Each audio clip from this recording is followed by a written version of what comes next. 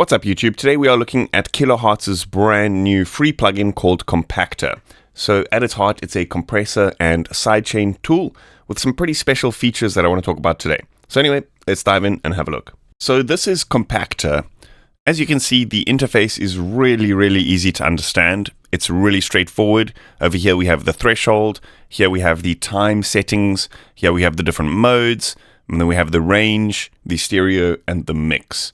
So it's really straightforward, and I guess it kind of hides its power level because it's a pretty advanced tool.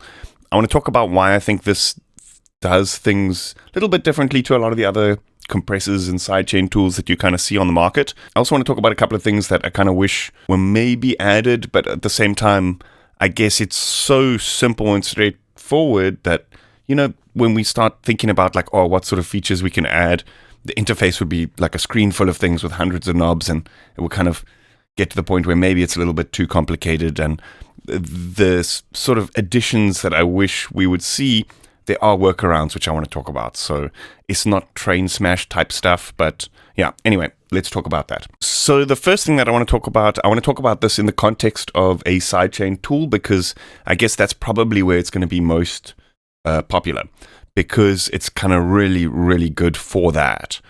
So what I want to do here is I've actually got like a little loop.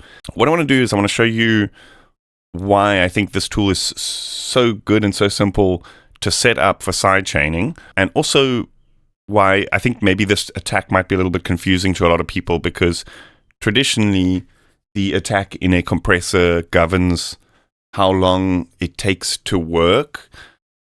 Whereas in this instance, the attack is kind of like a look-ahead time.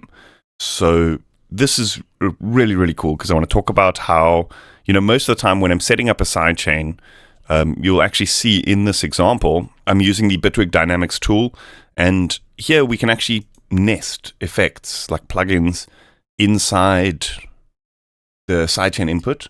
And what often happens if you have a lot of processing and stuff on a channel, sometimes the sidechain, like the send of, for example, your kick to the plugin sidechain input, maybe has a little bit of latency or something, and that can cause the sidechain to trigger a couple of milliseconds late. And in the example of like a kick drum and a pad sound, that couple of milliseconds would overlap the transient of the kick and create a little bit of a click sound. So what you often see people doing is time shifting or adjusting for that latency using some kind of other workaround method. And the really cool thing here is that it's kind of baked into this plugin. So that's what this attack time is. Here you can see I've actually set this to minus 2.7 milliseconds. So if we set this to 2.7 milliseconds, it should essentially be doing a very similar thing to this workaround that I've kind of set up here. This is something else which I'm going to get into, but that's just one really cool thing about this, is it kind of got that look ahead or latency compensation kind of directly built into the sidechain tool. So another really cool thing baked into the plugin here is this range parameter. So traditionally with Dynamics plugins, you would be reducing the signal by up to the same amount as the incoming signal. So you'd have to potentially boost the threshold like a lot, or do some kind of gain compensation in the sidechain signal to get it louder so that it can duck a little bit harder. Here, they've actually built in so you can go up to 200%. So it doubles the ratio of reduction, which is pretty cool. And then one of the other really cool features here is this mode. So you can set this to ISP mode, which means intersample peaks. So essentially what this is doing is, with peak mode, it reads every sample. You know, like if you think about a sample rate, it's 44.1 or 48,000 samples per second. The peak setting reads that 48,000 times per second and works on the peaks accordingly. With ISP mode, it works on intersample peaks.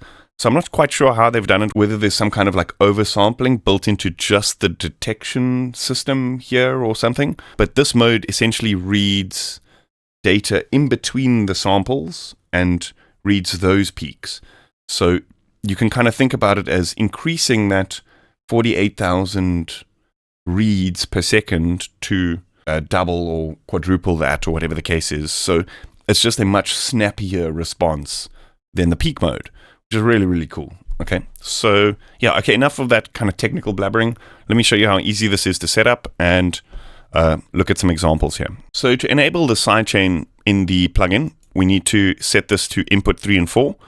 And depending on your DAW, I'm using Bitwig, so here we're going to have to actually choose which channel is sending to the input. So most of the time with your DAW, you'll have to enable it and then route the channel into the actual input like that. So I'm obviously going to use my kick. In fact, I'm going to route it just straight from the main drums channel, so I get the kick and the snare together.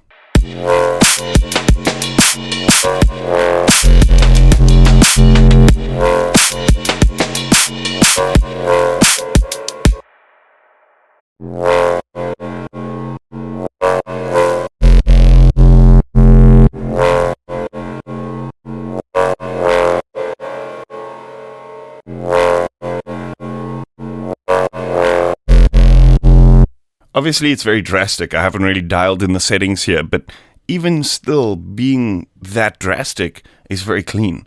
So often when you really pump sidechains like this, when you've got these kind of reverbs and stuff on the sound, you can kind of hear a little each time. And I don't know, there's some kind of smoothing going on here, which is really, really nice. Let me just switch over back to the sidechain setup that I had set up using the Bitwig Dynamics tool.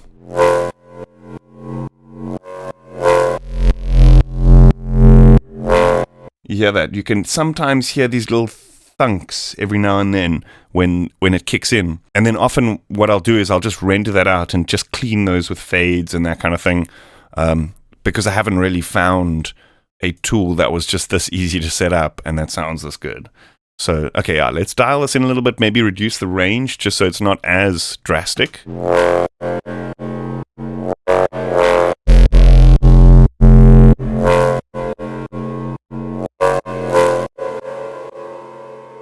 And you see with that range, because we can go all the way up to like 200%, it like cuts to almost absolute silence. I mean, it sounds like silence to me. I haven't checked the meters or anything. Whereas often with traditional dynamics tools, you don't often get it all the way down. And that's why stuff like LFO tool and those kind of MIDI sidechain stuff are so popular, because you can actually just set your automation to cut that audio all the way down. So really, really cool, really, really clinical tool, and unassuming as well. It's kind of hiding its power level, like I said.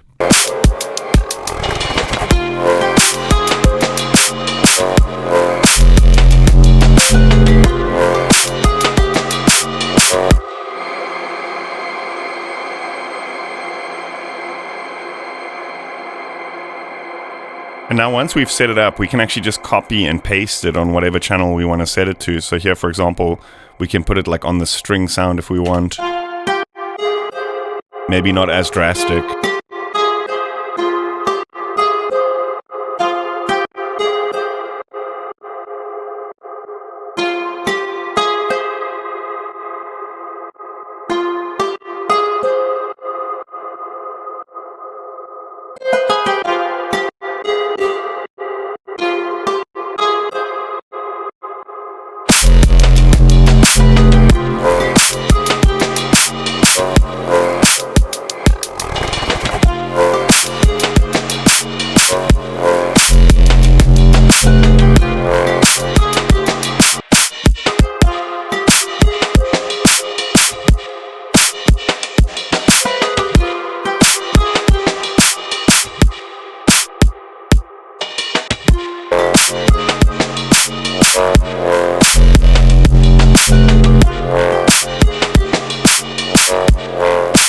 Okay, so I want to quickly talk about it in the context of a dynamics processor, like a compressor or something like that.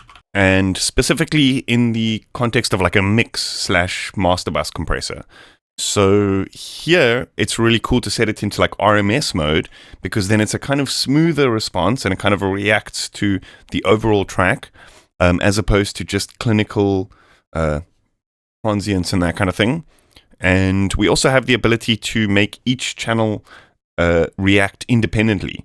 So if a specific sound is too loud in the right channel compared to the left, it's going to adjust them independently, as opposed to the traditional setting in like a sidechain mode where we might not want that to happen. You know, we want a snare that's balanced either way to still duck the sound the same on both channels. So being able to kind of tune it to a more compressor or a mixing mastering kind of compressor is really, really good, and it sounds good as well. So here I've got a track that I'm working on. There's a lot of stereo going on here, so I figured it's a good example for this. And so the nice thing here is we've actually got this ability to quickly see where it's peaking, so we can cut that threshold exactly where we need to.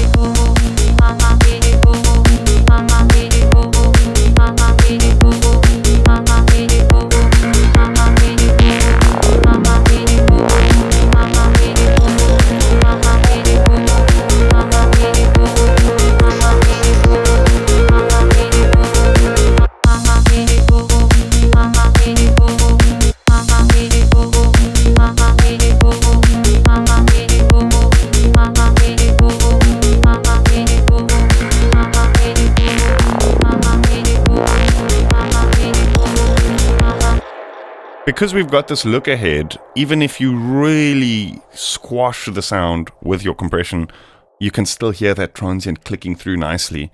So it's a really, really good tool for more clinical compression, as well as the sidechain stuff, which it's kind of more, I guess, it's going to be more popular for.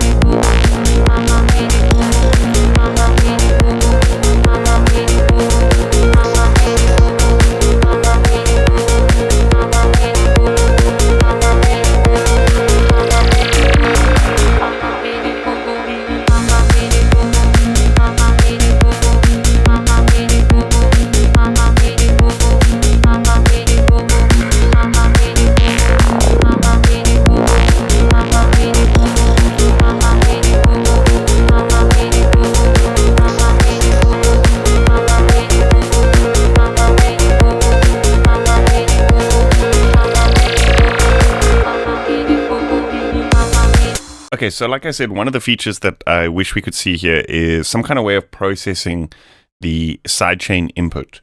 So that's either something like with a high-pass filter or some kind of transient shaper. Here I've got a kick which is very kind of sub-heavy, side trans kick, and it's running through to the sidechain. And you'll notice here that the reduction is actually a little bit heavier on the body of the kick than the transient of the kick.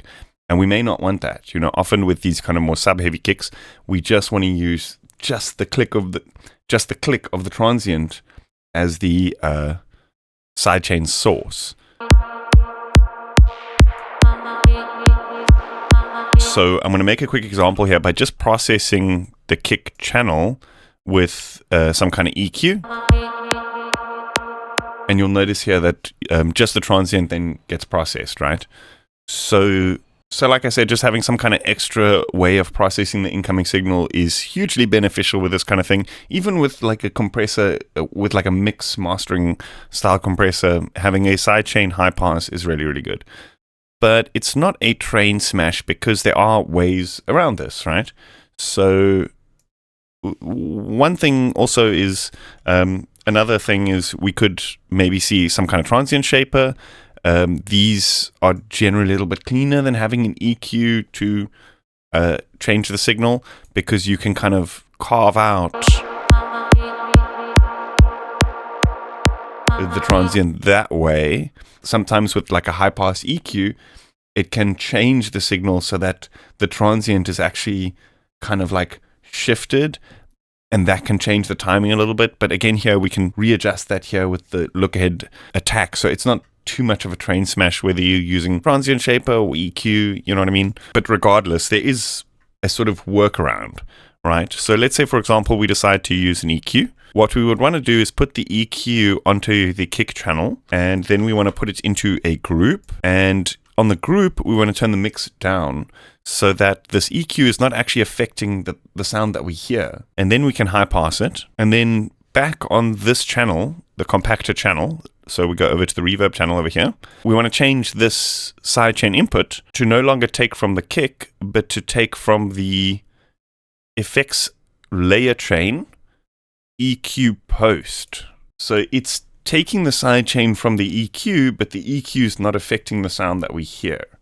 So that's a kind of workaround. And then what you can actually do is we can name this. So like, let's just call this sidechain send, just so it's kind of easier to find in that drop down menu. And we can kind of save this kind of thing into a template, or do you know what I mean? You know, it's like a feature that I would like to see. However, I do kind of like how minimal and straightforward the interface is, and we could ask for all these extra features like the transient shaper and the high pass and the this and the that, and you know, and end up having a really convoluted plugin. So it's one of those things which could be cool, but at the same time there's a workaround. So I guess part of the Kilohearts ecosystem is each snap-in is simple and straightforward and easy to understand, but the power is in the kind of whole ecosystem, right? Snap heap, multipass, phase plant, etc.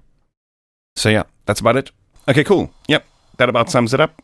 I hope you guys enjoyed that. Let me know what you think in the comments. Again, it's free, so I mean, it doesn't really matter what I have to say. You might as well just grab it and check it out. It's part of the Kilohearts Essential Bundle.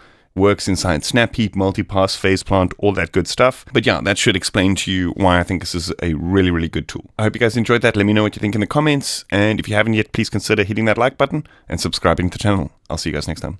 Cheers.